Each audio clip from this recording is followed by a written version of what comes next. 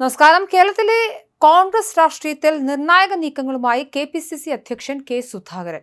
ഡൽഹിയിൽ എ.ഐ.സി.സി നേതൃത്വവുമായി നടത്തിയ കൂടിക്കാഴ്ചയിൽ വരാനിരിക്കുന്ന നിയമസഭാ തെരഞ്ഞെടുപ്പിൽ രമേശ് ചെന്നിത്തലയെ മുഖ്യമന്ത്രി സ്ഥാനത്തേക്ക് പരിഗണിക്കണമെന്ന ശക്തമായ നിർദ്ദേശം സുധാകരൻ മുന്നോട്ട് വെച്ചു. കേരളത്തിലെ പാർട്ടി സംവിധാനത്തെ വിജയത്തിലേക്ക് നയിക്കാൻ ചെന്നിത്തലയുടെ നേതൃത്വം അനിവാര്യമാണെന്ന നിലപാടാണ് അദ്ദേഹം ഹൈക്കമാൻഡിനെ അറിയിച്ചത്. കോൺഗ്രസ് അധ്യക്ഷൻ മല്ലികാർജ്ജുന ഖാർഗെ, ലോക്സഭാ പ്രതിപക്ഷ നേതാവ് രാഹുൽ ഗാന്ധി എന്നിവരുമായി സുധാകരൻ വിശദമായ ചർച്ചകൾ നടത്തി.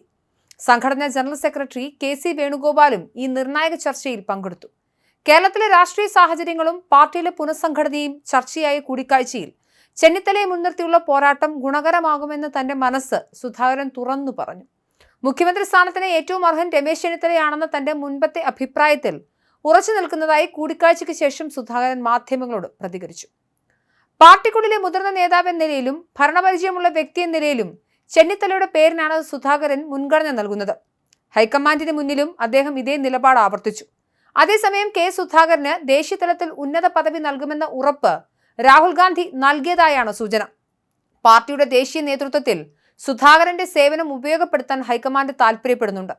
ചില പദവികൾ സംബന്ധിച്ച് ഉറപ്പ് ലഭിച്ചതായി സുധാകരൻ തന്നെ വ്യക്തമാക്കിയിട്ടുണ്ട്. എന്നാൽ ഈ ഉറപ്പുകൾ എപ്പോൾ നടപ്പിലാക്കുമെന്ന് ഇപ്പോൾ പറയാനാകില്ലെന്നും അദ്ദേഹം കൂട്ടിച്ചേർത്തു. പദവികൾ ലഭിച്ചാലും ഇല്ലെങ്കിലും തനിക്ക് ഒരുപോലെയാണെന്ന നിലപാടാണ് സുധാകരൻ സ്വീകരിച്ചിരിക്കുന്നത്. താൻ ഹൈക്കമാൻഡിന് മുന്നിൽ യാതൊരുവിധ ആവശ്യങ്ങളും മുന്നോട്ട് വെച്ചിട്ടില്ലെന്നും അദ്ദേഹം വ്യക്തമാക്കി. കേരളത്തിലെ സാധാരണ പാർട്ടി പ്രവർത്തകർക്കൊപ്പം നിൽക്കാൻ തനിക്ക് പ്രത്യേക പദവികളുടെ ആവശ്യമില്ലെന്നും നാട്ടിലെ പ്രവർത്തനങ്ങളാണ് തനിക്ക് താല്പര്യമെന്നും അദ്ദേഹം പറഞ്ഞു.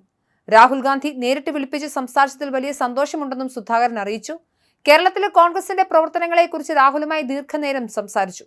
വരാനിരിക്കുന്ന തെരഞ്ഞെടുപ്പുകളിൽ പാർട്ടി വലിയ വിജയം നേടുമെന്ന് തനിക്ക് ഉറപ്പുണ്ടെന്നും അദ്ദേഹം ആത്മവിശ്വാസം പ്രകടിപ്പിച്ചു. കണ്ണൂർ നിയമസഭാ മണ്ഡലത്തിൽ മത്സരിക്കാനുള്ള നീക്കത്തിൽ നിന്നും സുധാകരൻ പിന്തിരിഞ്ഞത് എ.ഐ.സി.സി നേതൃത്വത്തിന്റെ പ്രത്യേക അഭ്യർത്ഥന മാനിച്ചാണ്.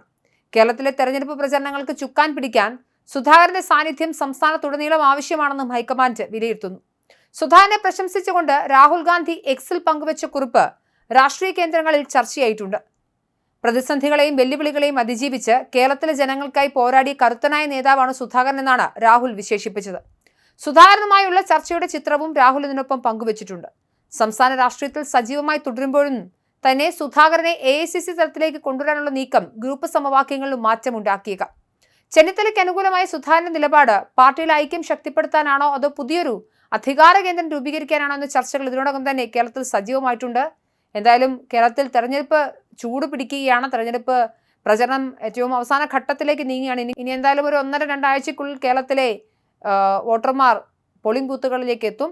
ഈ ഘട്ടത്തിൽ അവസാന ലാപ്പിലേക്ക് എത്തുകയാണ് കേരളത്തിലെ പ്രചരണം. ഈ ഘട്ടത്തിലാണ് ആര് മുഖ്യമന്ത്രിയാകണമെന്ന് UDF പാളയത്തിൽ ചർച്ചകൾ നടക്കുന്നത്.